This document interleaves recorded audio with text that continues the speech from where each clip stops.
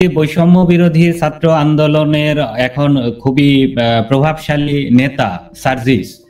বলা হয় যে আপনারা দুজন আঞ্চলিকভাবেও একই এলাকার এবং আপনার অনেক সহযোগিতা, পৃষ্ঠপোষকতা, স্নেহে সে ছাত্রলীগে এক সময় ছিল এবং পরবর্তীতে সে যে এখন যে তার ছাত্রলীগের বিরুদ্ধে নানান বিষয় খুব জোরালো ভাবে বলে থাকে।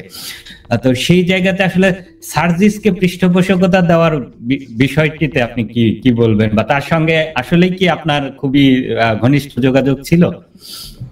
ধন্যবাদ এই বিষয়টি নিয়ে আসার জন্য। আমি সাধারণত নিজে থেকে ব্যক্তিগত বিষয়গুলো অনেক সময় ক্লিয়ার করি না, কারণ স্বাভাবিকভাবে আমি সংগঠনের দায়িত্ব থেকে সব বিষয়ে কথা বলা আমার জায়গা থেকে সবসময় সঙ্গত হয় না।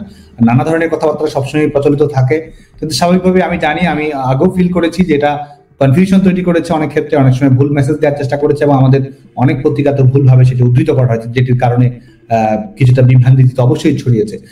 আপনি জানেন যে আমি বাংলাদেশ ছাত্রলীগের সভাপতি হওয়ার আগে আমাকে অনেকগুলো দায়িত্ব পালন করতে হয়েছে। বাংলাদেশ ছাত্রলীগের কেন্দ্রীয় কমিটির দায়িত্বে থাকা, ঢাকা বিশ্ববিদ্যালয়ের ছাত্রলীগ সাধারণ সম্পাদকের দায়িত্বে থাকা, ডাকসুর এজিএসের দায়িত্বে থাকা। ঢাকা বিশ্ববিদ্যালয়ের কয়জন শিক্ষার্থীর সঙ্গে আমার ছবি পাবে না এটি তো বলাই মুশকিল ছিল। ঢাকা বিশ্ববিদ্যালয়ের শিক্ষার্থীরা, আমি ঢাকা বিশ্ববিদ্যালয়ে ডাকসু নির্বাচন করার সময় আমি কোনো ধরনের ক্যাম্পেইন চালাইনি, কোনো ধরনের প্রচারণা চালাইনি, শিক্ষার্থীরাই আমার প্রচারণা চালিয়েছে এবং ঢাকা বিশ্ববিদ্যালয়ের 100 বছরের ইতিহাসে সর্বোচ্চ ভোট পেয়ে আমি ঢাকা বিশ্ববিদ্যালয়ে নির্বাচিত হয়েছি, এজিএস নির্বাচিত হয়েছে। শিক্ষার্থীরা ভালোবেসে আমাকে সেটি করেছে। তো সেটির কারণে শিক্ষার্থীদের সঙ্গে আমার একটি স্বাভাবিক সম্পৃক্ততা ছিল। সকল, বিশেষ করে প্রগতিশীল ছাত্র সংগঠন, সামাজিক সাংস্কৃতিক কর্মী যারা ছিল, সাধারণ শিক্ষার্থী যারা ছিল, তাদের সঙ্গে আমার যে ওতপ্রোত সম্পর্ক ছিল সংগঠনের কর্মী হিসেবে, সেটি বর্তমানেও রয়েছে। যে বিষয়টি এসেছে সেটি হচ্ছে যে বিশেষ করে যার নাম আপনি বললেন, অনেকগুলো ছবি থাকা, বিভিন্ন কর্মসূচিতে থাকা, একই জায়গায় বাড়ি এবং পদ পদবি কোনো কিছু আছে কিনা। প্রথম কথা হচ্ছে ছাত্রলীগ কিন্তু তার কোনো পদবি নেই। আর আমরা যখন ঢাকা বিশ্ববিদ্যালয় কেন্দ্রীয় ছাত্র সংসদ 2019 এটি ইলেকশন হলো, ইলেকশন অমরিক সকল সংসদের যে সদস্য পদ, আপনি একটি হল সংসদের সদস্য পদ, সেটি হচ্ছে ছাত্রলীগের সাংগঠনিক পরিচয় নেই, সদস্য পদে মনোনয়ন প্রদান করা হয়েছিল, এটি সত্য।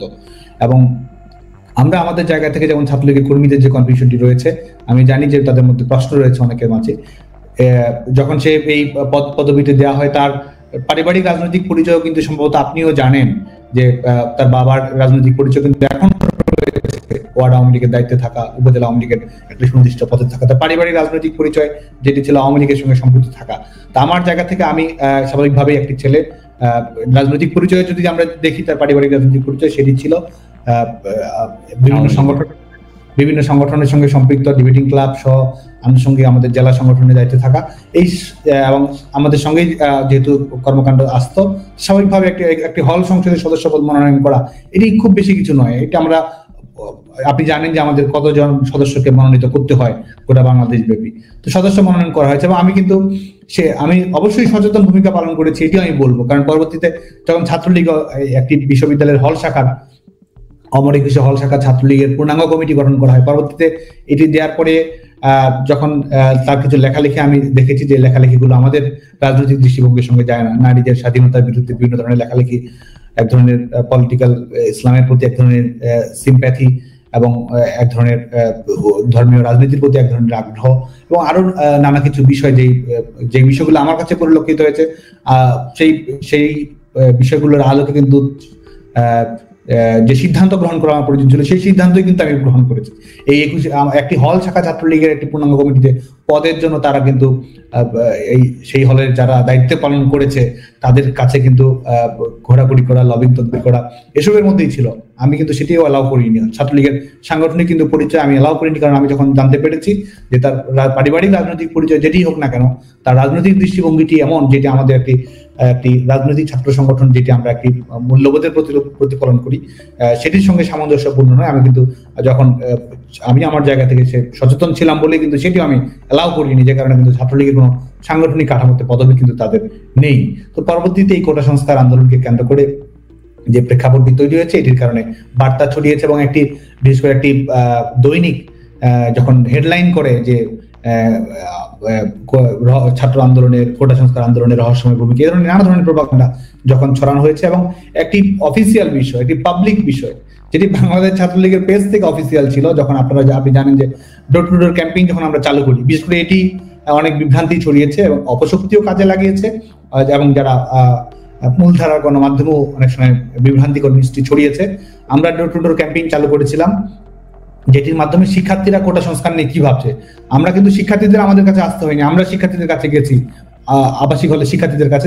আমাদের পরিকল্পনা ছিল ঢাকা বিশ্ববিদ্যালয়ে, বাংলাদেশের সকল শিক্ষা প্রতিষ্ঠান, প্রত্যেকটি বিশ্ববিদ্যালয়ের শিক্ষার্থীদের কাছে যাব। আমরা অনলাইনে মতামত নিয়েছিলাম, ফর্ম নিয়ে গেছিলাম যে শিক্ষার্থীরা কোটা সংস্কারটি কিরকম হওয়া উচিত। আমরা বলেছিলাম যৌক্তিক, অন্তর্ভুক্তিমূলক, টেকসই সমাধান আমরা চাই, যাতে করে 2018 সালে সমাধান হওয়ার পরও যেহেতু কোর্টের মাধ্যমে এটি এসেছে, আমরা এটি এমন ভাবে অ্যাড্রেস করবো যাতে করে ভবিষ্যতে কোনো সমস্যার সমাধান হয়। কোটা সংস্কারের ব্যাপারে মৌলিকভাবেই বাংলাদেশ ছাত্রলীগ বলিষ্ঠ ভূমিকা পালন করার চেষ্টা করেছে।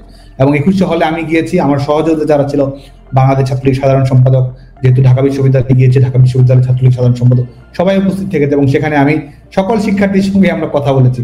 শিক্ষার্থীরা আজকে তারা প্রমাণ করার চেষ্টা করছে যে শিক্ষার্থী এবং শিক্ষার্থীদের আজকে বাংলাদেশ ছাত্রলীগের বিরুদ্ধে বীতশ্রদ্ধ এই ধরনের ধারণা, ভুল ধারণা প্রতিষ্ঠিত করার চেষ্টা করছে। সেখানে কিন্তু শিক্ষার্থীরা আমাদের কিভাবে ওয়েলকাম জানিয়েছে, শিক্ষার্থীরা কিভাবে আমাদের সঙ্গে আন্তরিকতার সঙ্গে কথা বলেছে, সেটির প্রমাণ কিন্তু আজকে গণমাধ্যমে খুঁজলেই, সামাজিক যোগাযোগ মাধ্যমে খুঁজলেই পাবে। সেখানে আমার আবাসিক হলে শিক্ষার্থী হিসেবে, একটি আবাসিক হলে শিক্ষার্থী হিসেবে তার সঙ্গেও দেখা হয়েছে, এবং তার কাছেও সকল শিক্ষার্থীকে যেমন লিফলেট দিয়েছি, তাকেও লিফলেট দিয়েছে, এবং সেটিকে পরবর্তীতে এটিকে বলা হয়েছে যে এটি একটা গোপন ভিডিও, এটির মাধ্যমে আন্দোলনের যোগসূত্রতা। বাংলাদেশ ছাত্রলীগ তার নিজস্ব আন্দোলনে লিপিবদ্ধ ছিল। বাংলাদেশ ছাত্রলীগ শিক্ষার্থীদের দাবি পূরণের জন্য দর কষাকষি করতে চেয়েছে। বাংলাদেশ ছাত্রলীগের রাজনীতিতে এই পেছনের দরজা দিয়ে রাজনীতি করা, সেই শিক্ষা আমাদের কখনো দেয়নি আমাদের সংগঠন হিসেবে, যে কারণে এবং এই বিষয়টিকে কেন্দ্র করে পরবর্তীতে বিভ্রান্তি ছড়ানো হয়েছে।